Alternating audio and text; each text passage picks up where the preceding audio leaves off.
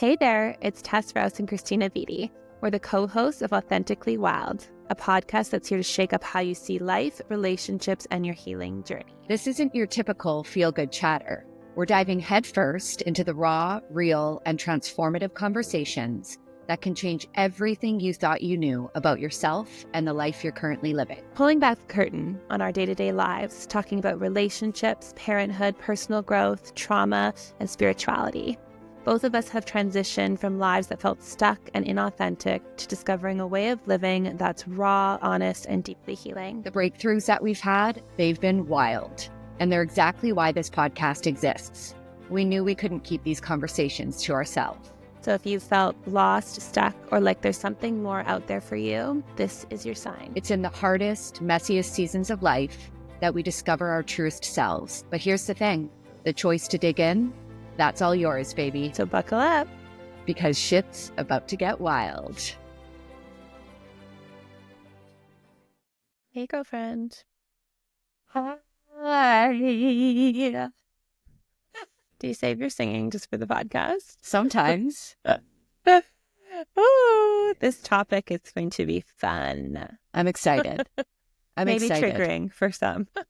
I mean, triggering for me. Yeah, for everyone listening, this is still a piece that I think you always work through as a soul having a human experience, especially given society and the pressure that we put on everything external to us. So the topic of today is stop chasing happiness. If you're like, yeah, it's not me, just wait. Just wait. We're going to unveil all your stuff here.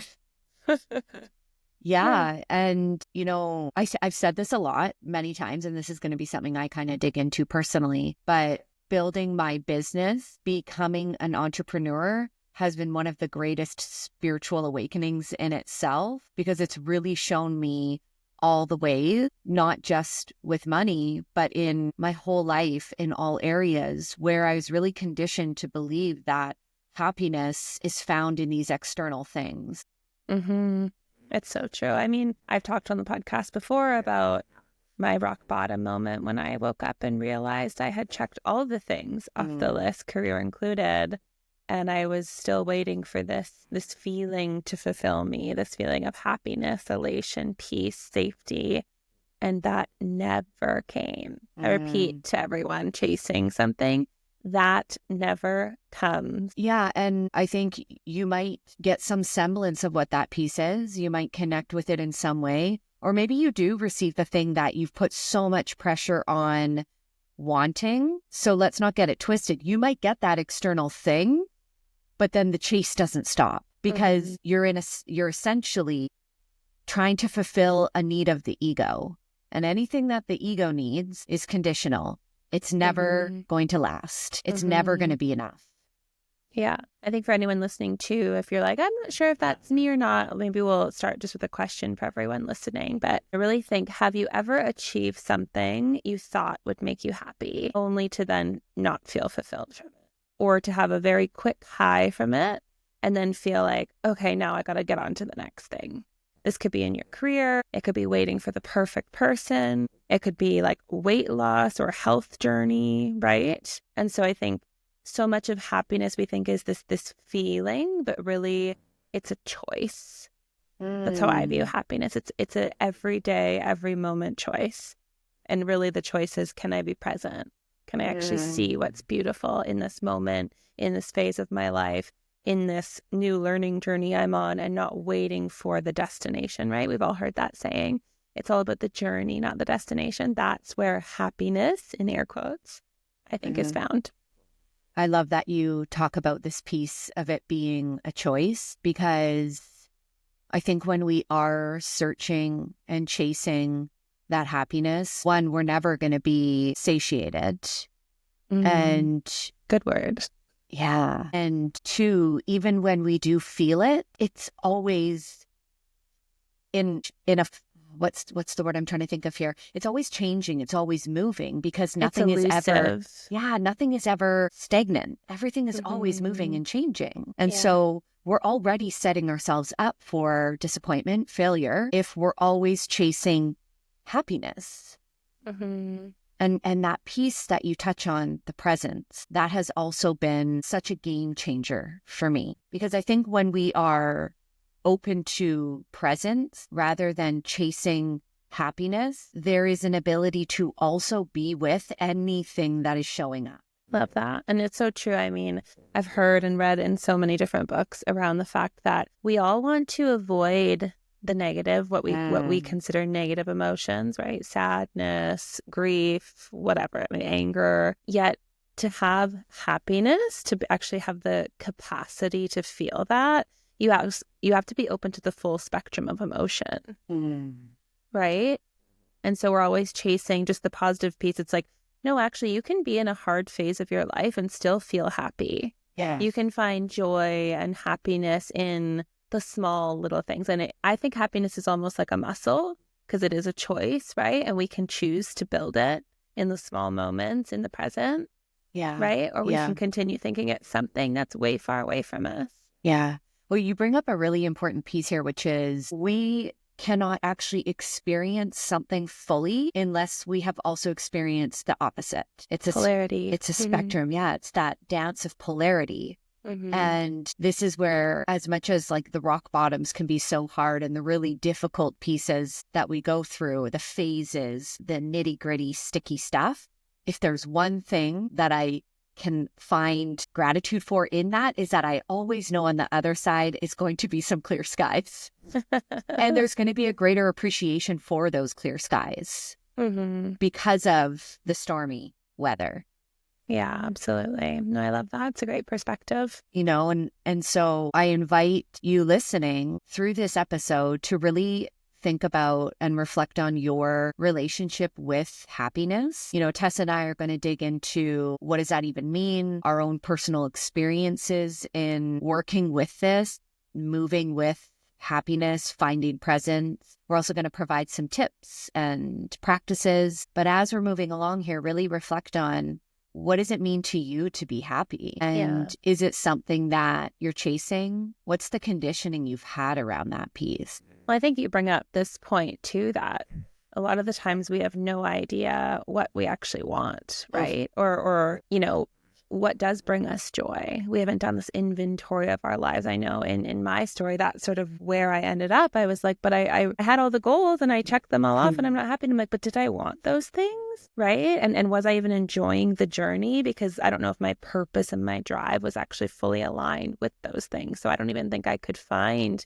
happiness in the small moments because it wasn't coming from an aligned place. So I think that piece you bring up is so important, is that before you try to do some of these shifts and these practices we talk about, is really get clear on what does light me up, what does make me feel happy, what are the small things, who are the people, what are the, you know, different experiences that bring me that joy, that peace, that elation. Yeah, and that's where that authenticity comes from. You know, if we go back to what you said too around how do I find presence, when I think about the things that light me up the most, it is the things where I'm so present in whatever that piece is that time does not exist. Or I'm like, whoa, how did that hour just go by so fast? Right. Yeah. Or you get lost, you're in flow. Oh, the best. The best. Flow I think state.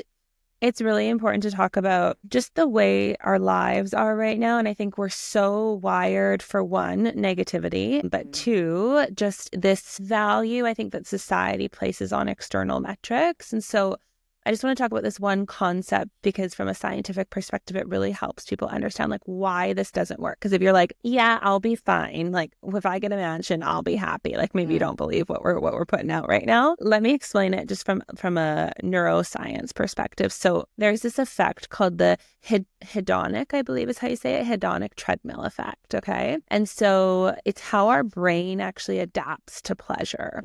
So when you go chasing something external, I'm going to get something. You get a hit of dopamine the moment you get it. So you get the career, maybe you win the lottery for goodness sakes. You get 100 new followers, whatever it is. You're like, bam, dopamine, feel good chemicals rushing in the body. By the way, dopamine is addictive and it's a short hit. It's not like oxytocin. And so dopamine, we get a hit and then it falls off quite quickly, quite sharply. And so that's why you see, in these really high achievers, like professional athletes, entrepreneurs, really, really people that are wealthy, where they get to this milestone and then they need more, right? And so what happens in this hedonic treadmill effect is that our brain adjusts to our pleasure baseline. So now we need more to feel that same dopamine, and then again more. And that's why this chase becomes this perpetual cycle. And so caution to anyone, and I'm not saying don't set goals and don't achieve, because trust me, I'm a Capricorn, all about it. Christina is as well. Like, we're both very type A, go get it. I think what we're trying to explain to you here is don't be going after it to get or obtain that feeling of happiness or that fulfillment you think you're going to get from it. Have it because you're setting goals and you're learning new skills and all of those things, but don't be relying on it to finally feel happy when. Yeah. And even as you're saying all of this, I'm really tapping into the energetics of it, because when we are continuing to search and chase that external thing and we do receive it, there's like such a different feel to that energy versus when we are naturally embodying it within us. It's like a deeper rooted, satiated energy versus like what feels more like, to me, a bit empty, vacant, or that quick hit. And it reminds me a little bit, and I'm going to dig into this as we go along here, but with my business, there were times, especially in the beginning, where I'd receive these big payments and work so hard, and then all of a sudden receive it. And it would be that quick hit. And then like 5 minutes later, it was like nothing had happened. And it's such a good reminder of the difference between, cognitively chasing or searching for that piece versus embodying it.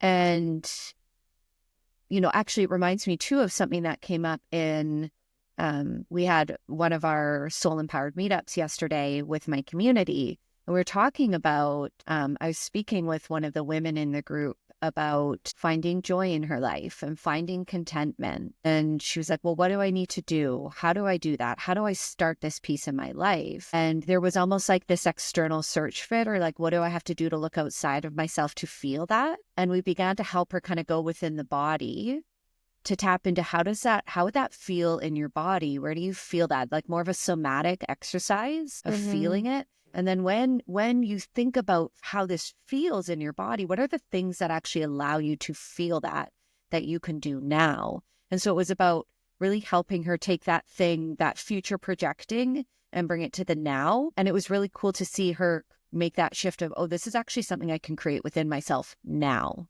I love that.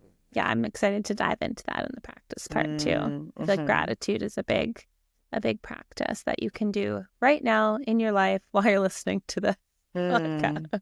Yeah. Why don't we jump into a more in-depth example of your business and how this chasing of happiness or fulfillment has played out for you? Yeah, it is a continual journey. I want to start with that piece. So if you're listening and you are an entrepreneur or you're thinking about going down that path, or you will know that it's quite the journey. For me, it has brought up, and rightfully so, all of my money stuff, because being an entrepreneur, there is no safety, so to speak. There is no security that's provided like when I was a teacher and I had a pension and I had a salary and I had benefits. All of that was provided, and it was something I didn't have to think about.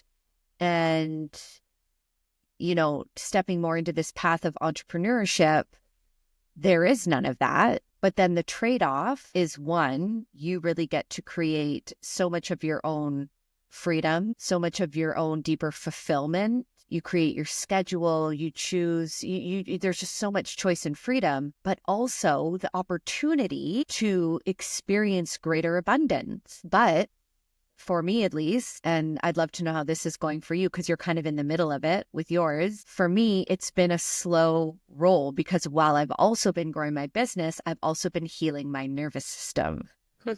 And when we heal our nervous system, we learn how to come back to the body, slow down, regulate. And so the things that would have driven me in the past, the hustle, which I actually started off in my business doing, I don't do it anymore. And I've really come to see now this is actually part of my journey, is learning how to build a sustainable business that's not this like fast growth and quick dopamine hits of money and wealth. And that's not my path, which is even harder on my money beliefs. Rome wasn't built in a day. Oh, yeah, neither is my business. But I think this is so critical because when you see, especially entrepreneurship or you're going after a goal and you are using hustle, like you are in sympathetic, you're in fight or flight, and you're chasing that dopamine hit and you're thinking, and I'm sure when you were first starting off and kind of getting into that, it was like, I'll feel relief once I get to here. And back to that hedonic treadmill effect, it doesn't ever happen because then you just raise the bar a little higher, right? And I'm sure, earlier you were talking about you'd get these lump sum payments in and you were probably thinking like one side, get like a high ticket client, $5,000 or whatever it might be. Then for the second, you were like, this is amazing. But then you're probably like, that's not enough though. On to the next. The bar is set again. And so I think this is just such a good example that fast is not always better. And I think what you're doing is you're enjoying the journey. You're enjoying the process of building a business. And so many people get caught up in that hustle culture and then they burn out and their business implodes because they can't hold it. Their body hasn't been keeping up with how fast they're moving, right? Like they don't even have the capacity to hold it. And that's exactly what happened to me like 3 years ago.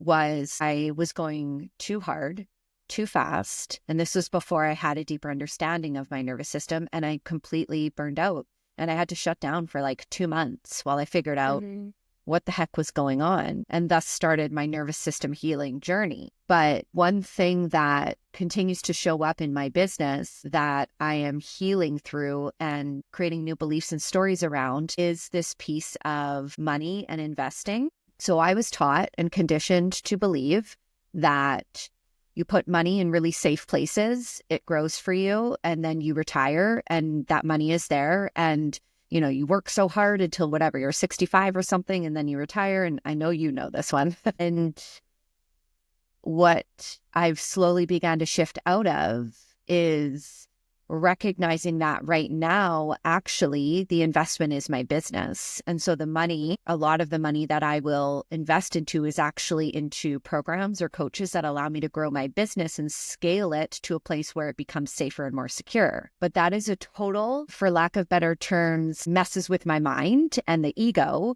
because it goes against everything I have been taught.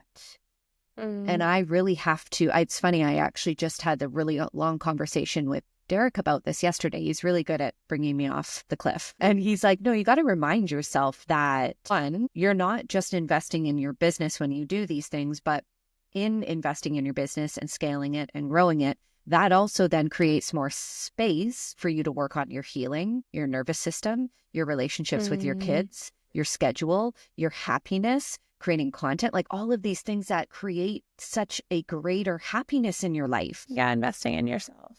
Yeah. And so it's such a different shift. Right. And can I ask, so, on this process of growing your business, especially, if you're investing in high ticket coaches and things like that, there can be that ego piece, as you mentioned. How do you find happiness in the journey? Like, how do you embody it as you're in this expansion phase? Like you're not like waiting for the business to implode and take off. Like, how are you finding it in the day-to-day because it's so much learning as well, which can be really frustrating. And I find when we're in those expansion phases, learning a new skill, trying to go after a new goal, it feels icky. It's like you got lots of frustration. Things are taking too long. How do you reorient yourself?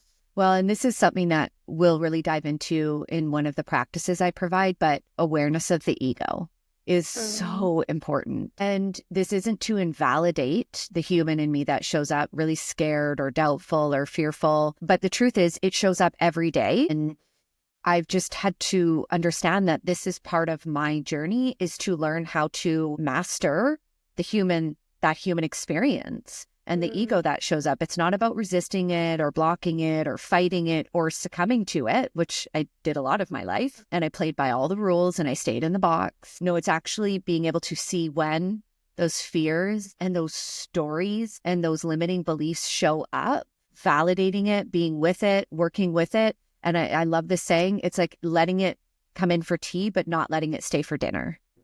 Love that. I can see it. Yeah. And the other part is being so committed to what I know is my path. Mm-hmm. And I always try to remind myself, and I think this is where it can be really helpful. You know, you and I have both done Lacey Phillips' work with TBM, having expanders in your life, because there are people that I can look to when I'm in that moment of fear or doubt, where they have had those moments of, I'm ready to give up, I'm ready to give in, and they dug their feet in once more, and that took them to the next piece. Right. And so that is so important too, is like reminding myself that's where the magic happens. That's that surrender. Mm-hmm. Mm-hmm. I love that. Yeah, girl. So let's dig into some personal experiences of your own with happiness. Yeah, I think just to give some variety for listeners, I'm going to talk a little bit about just one of these really key pieces is that this understanding, or maybe this concept of delaying happiness. So again, back to, I created this list, have the house, have the career, have the nuclear family, check, check, check, check, check, then I will feel happy. So I'm not allowing myself to be present until all the things are done. Then I will feel relief. Then I will, again, like I've said in my personal experience of this, it never comes. And just some examples that I could think of to share would be like one in relationship. So I find this will probably resonate for a lot of listeners. And maybe you're in a relationship with someone and you're like, well, once we're able to buy that house, or once we're able to relocate across the country, or once my husband, my wife, whomever gets this job, then I'll feel happy, or then I'll feel secure. Or, even for people who are maybe considering leaving a relationship, this was on a podcast that I listened to, but like everyone's obviously broken up with someone in the past, but you think to yourself, if I was out of this relationship, I'd be going to the gym every day. I'd be like the best version of myself. I'd be doing this. I'd be doing that. I'd get this new hobby. And it's like, well, what are you waiting for? Why are you not showing up as that version either in your relationship or in your life? Like, why aren't you allowing yourself to be happy right now? We have this human conditioning where we delay our happiness because of our attachment to the things that are external. But kind of like you were just mentioning, what if you just practiced surrender and found what you were happy for in this moment? What if you just showed up as who you wanted to be in this moment? I think that's where, when you can stop seeing happiness as an emotion, but rather a choice around like your own fulfillment and what you give it meaning, that's where you can actually feel it. And I know this was true in my own marriage, where I felt that my marriage was the reason I wasn't happy or obtaining all of these things. And I had to realize, like, no, I have a choice to show up as who I want to be. I have a choice to find the amazing things in every moment of my life, because there is no just like we get through the struggle and then we're on this plateau of amazing rainbows and butterflies. That doesn't happen.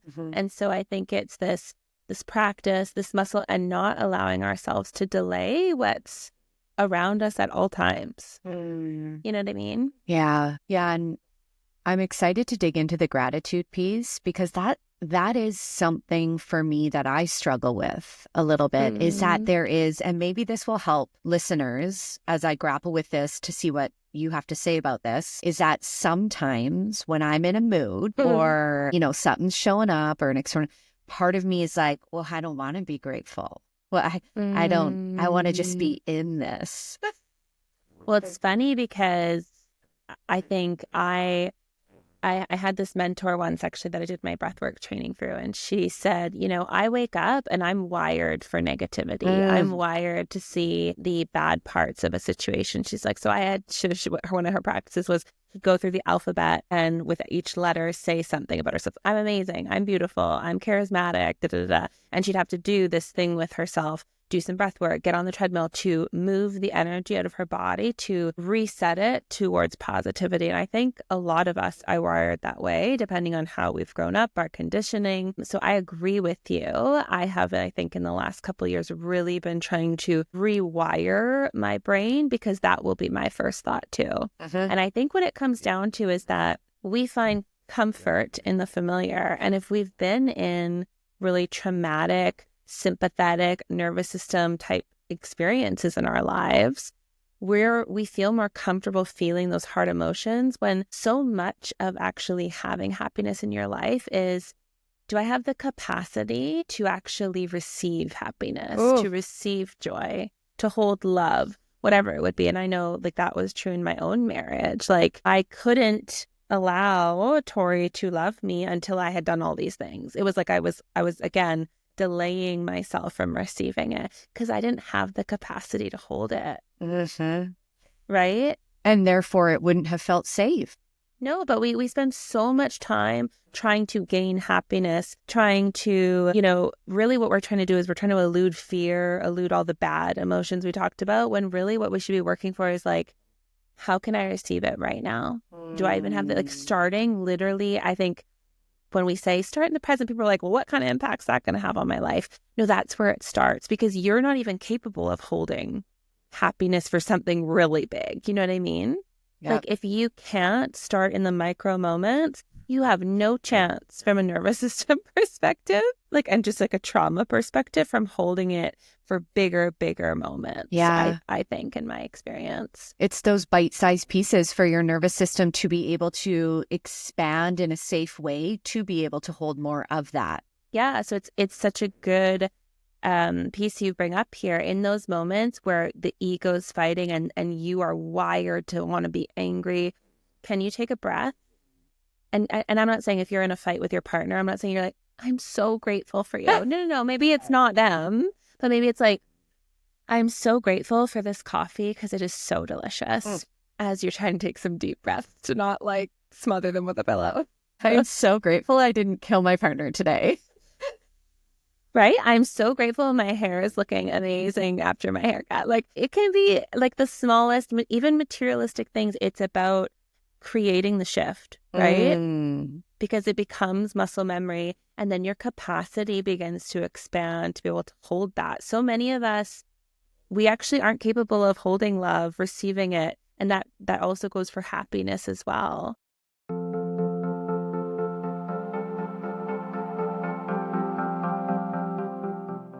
Hi, my friends. We're going to pause here for a moment and just let you know, if you're needing deeper support on the journey, some of the ways that you can work with us. Hey, thanks for listening. It's Tess here. I know life's challenges can feel overwhelming, but through breathwork, there is a way to find clarity, release those stored emotions, and feel more at peace. I offer one-to-one group and online sessions, and I'm excited to share my upcoming digital breathwork audios, perfect for when you need support on the go or in your own time. So if this speaks to you, visit my website, tessrouse.com, or connect with me on socials at @HerUnEarth. Let's breathe through it together. Hi, friends. Christina here, helping you connect within yourself, develop your intuitive gifts, and tap into your deeper power and purpose is just some of the beautiful work I do with clients. I offer one-to-one deep dive soul coaching and one-to-one readings with your choice of an Akashic Record soul reading or an intuitive guidance session with Spirit. And if you're ready to go all in, I offer my Soul Empowered membership, which includes weekly live meetups, access to all of my online programs, my entire library of guided meditations, one-to-one support from me, as well as community connection with others on the soul journey. You can visit my website, rootsoflovecoaching.ca, or connect with me on my socials at christina.soulempowered. I can't wait to support you deeper on your path. And now, back to the episode.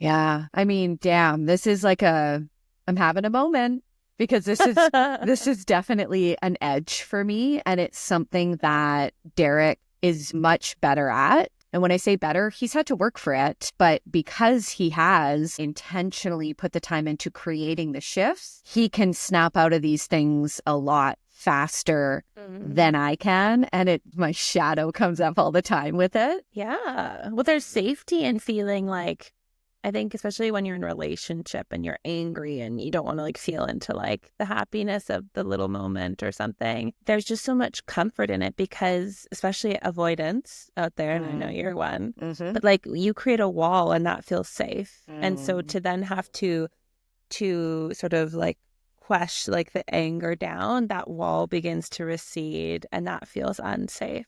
right? Vulnerable. It feels vulnerable. It feels weak. Yeah.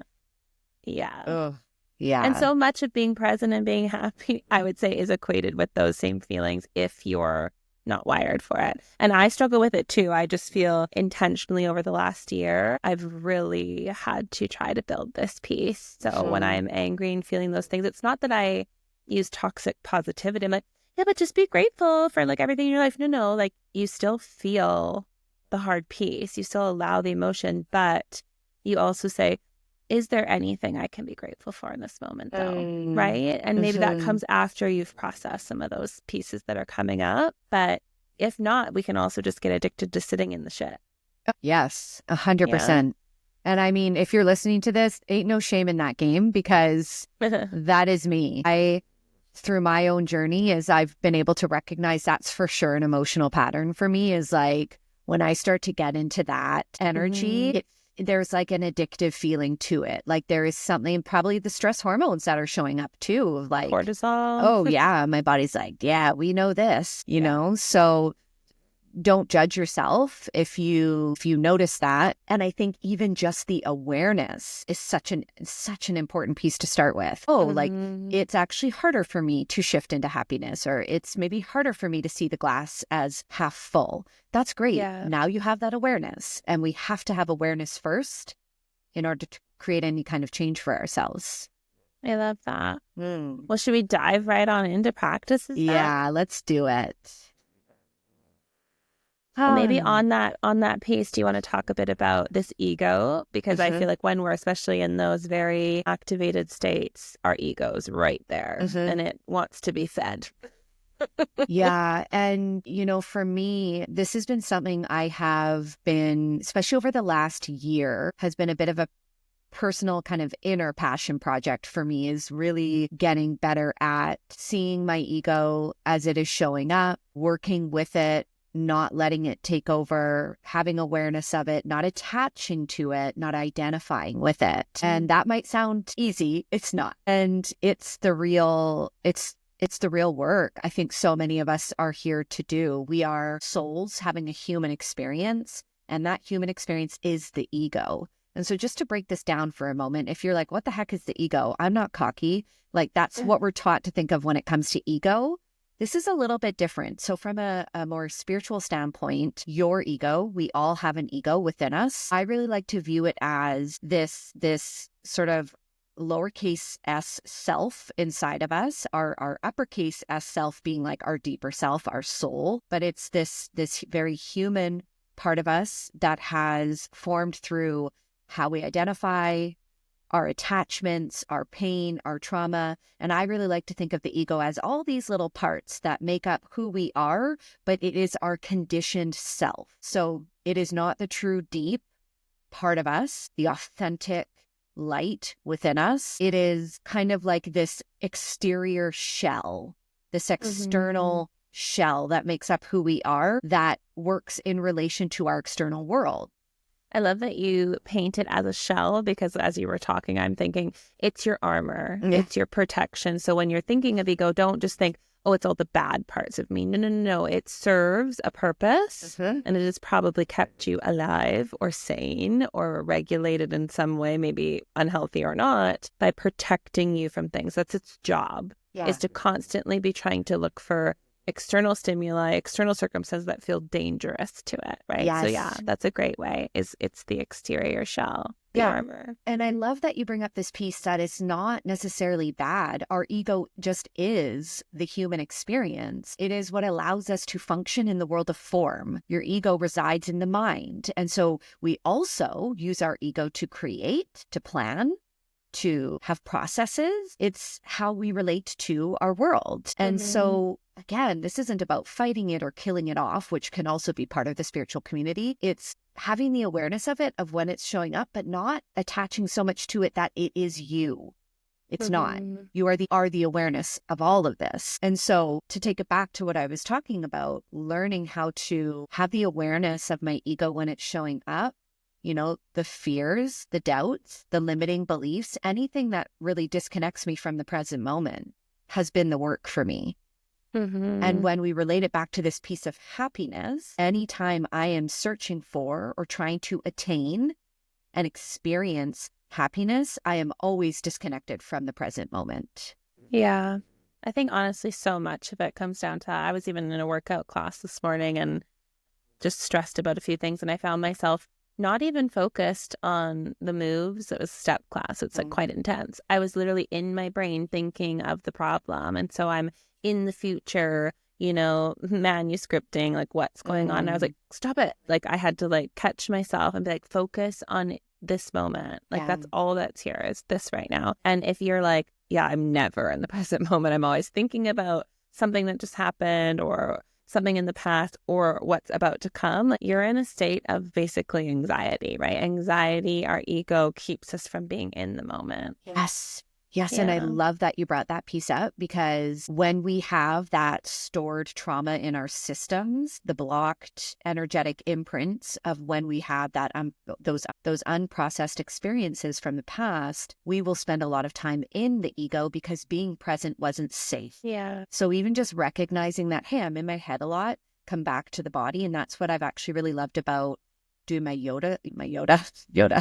my yoga certification, because so much of it has to do with breath to body to movement and really channeling that energy and becoming really present in the body. Yeah, I love that. That's a great one. Ego. Uh, It's a okay, sure. We'll lifelong go back journey. and forth. Yeah. I know it so is. And like you said, you can't kill it off. So it's there to stay. You better Yeah. learn how to work with it. Yeah, exactly. I really want to focus on this piece. We've touched on it a little bit, but I call it the shift. So can we take our focus from pleasure? So that would be like, once I get X, I will feel happy. Once I get X, I'll feel safe, like that external pleasure, to more meaning and purpose. So if we can shift from like reward driven goals to process oriented joy. So an example of this would be, I'll be happy when I achieve X, as opposed to focusing on, I find joy in the process of doing.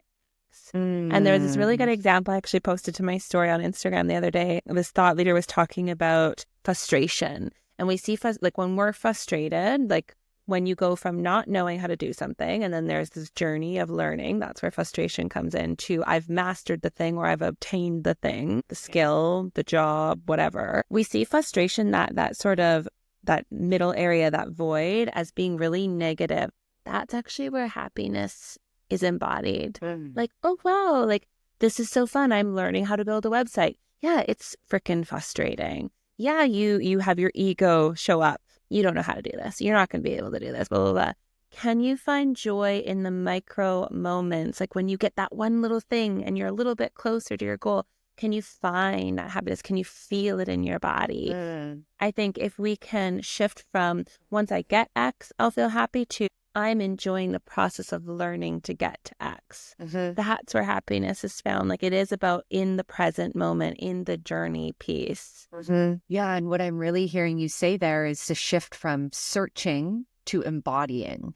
Yeah, like be in it. When you're in something on the journey to whatever, your dream partner, building your dream house, your dream physique, whatever it is, like becoming a novelist, like enjoy the process and embody it in each moment. Because I think so many of us don't realize like death is inevitable. And one day, again, with that hedonistic, where the bar is always being raised, you're going to wake up and be like, oh my God, it's over. And I never actually like stopped to smell the roses and enjoyed it. I never embodied it. I just kept waiting. I kept delaying, right? Back to that piece of delaying. It's never going to come because the bar keeps moving.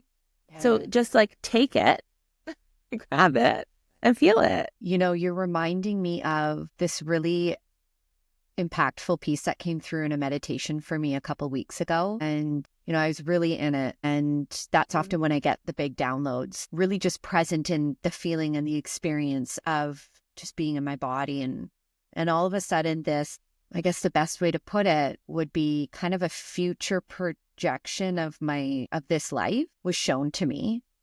And I was laying in a hospital bed and I almost got emotional there. Max and Zoe were around me with their children. And all I could feel within myself was I was ready to go. It had been a good life. I was ready to go. But if there had been one thing that I regretted, it was not being present enough. And I was like, oof. And I think we forget that at some point we're going to get to the end of this and we don't get to go back. Every mom is now crying, listening. Every parent, I should say. I think it really gets magnified when you think of your kids, right? Because even just them growing up, like you're not going to get these moments back. And like the happiness, fulfillment, content, like it can feel so elusive, but it's because you're not making the choice to hold it. It's there. It's all around you, actually. And I can say that as someone who lived like the first 30 years of my life chasing it. Like when you decide, it's just like, I'm going to eat healthy or I'm going to go to the gym. Like you got to decide, I'm going to choose it. I'm going to hold it. And if you can't think about what is happiness, how do I hold it? Be present. Be present. Every time it's just like, this is why meditation is so important. So there's another practice for you. If you don't meditate, try even just a minute. Yeah. Don't let your thoughts, or like when your thoughts do go, bring yourself back to your breath. Yes. Breath work is also a great practice for this, because if you have been so wired to be in your ego and in your head, the breath, just like in yoga, because it is so heavily based in the breath, pulls you out of the mind and into the body. Yep. So if you're going to start with anything, start with a practice like that is mainstream yoga, breath work. There's so many meditation apps out there. It is a wiring in your brain. It is a muscle. So if you want to feel happiness now, you want to grab it, like we keep talking about, start by learning how to be present. And those are some great practices and tools to start that journey. Yeah. Yeah. And I will add here too, I think I've mentioned this in other podcasts. When we meditate, so if you're just learning how to meditate, or maybe you feel like you're not good enough at it, try to remind yourself that meditation is simply becoming aware of the present moment. And so even if in your entire meditation, let's say you do a 10-minute meditation, even if that entire time you are getting lost in your thoughts and then you catch yourself and you kind of bring yourself back, or you get lost again in your thoughts, you catch yourself, bring yourself back. That's actually really good, because every time you're catching yourself, that is then building the muscle to be able to catch yourself in your day-to-day and bring yourself back. Beautiful. Love that. And so in saying that, on to this next piece of a practice, you know, what Tess is saying there of being able to be present, right? Being able to hold the present moment. If you find that that is really hard for you and you're in your mind and you're in the ego and all these things are taking you away from the present moment, I would really invite you to begin to explore nervous system regulation, and especially somatic work. And this can look lots of different ways. You can learn how to somatically connect within yourself with a practitioner. You can learn how to do it through breath work. You can do something like yoga where you're coming home to the body. But at the root of what somatic work does is it brings you home to the body and teaches you how to regulate your nervous system, because when you regulate your nervous system, you're able to be present more, right? You're able to hold more of what is showing up in the now. Because if we take it back to what we were saying before, trauma causes us to disconnect, because what is happening in the present moment, we can't process it. So it's like our brain takes a picture of it, our nervous system takes an energetic imprint of it, and then stores it. And then depending on how much trauma you've experienced, your life will then just be a repeat of all of those energetic imprints, hello patterns. And then you're consistently taken out of the present moment later in your life. Yeah. I mean, if you're having a hard time being present, there's probably an overwhelmingly amount of unprocessed crap that your body is holding. So maybe if you're going to start anywhere, if you're like, I just can't even sit still to meditate. And trust me, like there are clients I have in breathwork that come in and they're like, this isn't going to work for me. And they are the people within 2 minutes of breathing, because all they have to do is breathe, and their breath takes them into their body and they are wide open, ugly, crying like a little baby. And I mean that in a respectful way, because they're holding so much in the body and they've been completely disconnected, like you're saying, Christina, like so in the future or so in the past, like 24 hours a day, that the moment they're present, those emotions are right there, like a volcano rupturing. And so exactly what you're saying, like nervous system capacity, if you're like, I don't even know what that means, start by getting in touch with some of your feelings and letting yourself experiencing them, because most people don't ever complete the emotional cycle of many of their experiences, and then their body just holds it. And that trauma disconnects you from being present. So it's like this trail of things. Everyone's like, how do I get happy? Okay, I buy a purse. Okay, I do this. No. We got to be present. How do we get present? We start allowing the body to have some room by processing what's in there. I love that. Like that whole analogy you gave of the trauma, how it disconnects us. Yeah. Yeah. And, you know, start to work with a professional then. If you feel like it's too scary to be with this on your own, which it can feel that way, or too overwhelming, find a professional that you can work with that does somatic work. I mean, I'm going to plug us right now because Tess does amazing breath work. And in my coaching, I do nervous system support and somatic work. But you don't have to work with us. Go find someone, right? But either way, begin to work with it. Because when we don't, it just continues to keep us, like you said, in that cycle. But when we can complete the cycle, we create the space. Yeah, back to that capacity to hold it, to receive it. Yeah. So many people can't because they're full of their shit. Yeah. And you know, to add one piece too, you know, meditation can actually be, it doesn't have to be a sitting down, no thoughts experience. In fact, I meditate all the time and I'll have all the thoughts all the time, right? You can go meditate walking in a forest, because remind yourself, meditating is becoming present. And you can do that walking in the forest, breathing in the air, right? Like I always like to say, you can always have a sensory experience in the forest. You breathe in the smell of the trees. You could even go hug a tree. I love hugging a tree, feeling the tree, feeling it on your hands. You can take a look up at the canopy and just seeing all the trees. You can be listening. There's so many ways to become present. Yeah, another good example I've heard other people talk about too is be with your kids. And I don't mean be around them. You cannot be fully with a child and not be in the present moment. So that means don't have your phone on you. Don't have like a friend over that you're like also trying to have a side conversation with. Don't be cooking dinner. Actually get down on their level on your hands and knees, build the Lego, talk to them about their day. You are so present. You are so present. Like I think a lot of us do it, you know, like right at bedtime, but actually like in the middle of your day, come and become present. They will make you be present, right?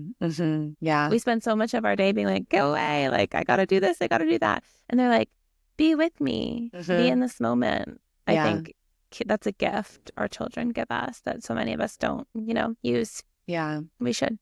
Yeah. One of my favorite pieces is the kids will come down when they wake up. And that's often like right after I'll be meditating. And they always come in for a little cuddle. And we talk about what the day's going to be. And it's just a perfect, I think, not just a perfect start for their day, but a perfect start for my day too, you know? I love that. But there's this one other practice I wanted to share as my last piece, and we talked about gratitude a little bit. And you know, I think there's two different ways you can do this. There's probably lots, but these are the two I've used. But gratitude really rewires the brain for that long-term contentment. So when we talk about dopamine versus oxytocin, like this is more of those oxytocin type chemicals, which are long lasting. This is what we want to rewire to.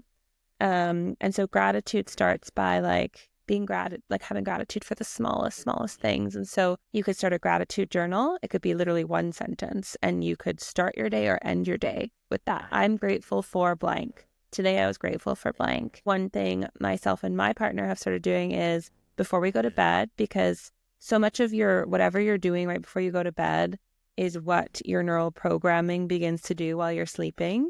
So if you're scrolling TikTok and then just going to sleep, probably not the best thing for you. But I try either with my partner, we each take a turn saying 3 things we're grateful for that day. And again, actually really think about the things you're saying. Don't be like, grateful for my kids, I'm grateful for my family. Like, oh yeah, okay. No, actually get specific, because that brings you back into like the presence of that day. Maybe it's like this conversation I had, the fact that I stuck to like my meal plan today, like whatever it is, right? Like be specific. And if you're just by yourself, and I do this by myself too, is taking some intentional breaths and then repeating in my head or out loud 3 things I'm grateful for before I actually start trying to fall asleep. I love that. I think we tried that for Yeah. like one night and then stopped doing it. But you're reminding me it's so important. It is. And I think I remember from John Gottman, the like a well-known relationship expert. Yes, they actually talk about that as a really important practice, is at the end of the day, definitely don't bring up the tough stuff and find ways that you can express your gratitude to your partner, even if it's been a hard day, especially if it's been a hard day. So I love that.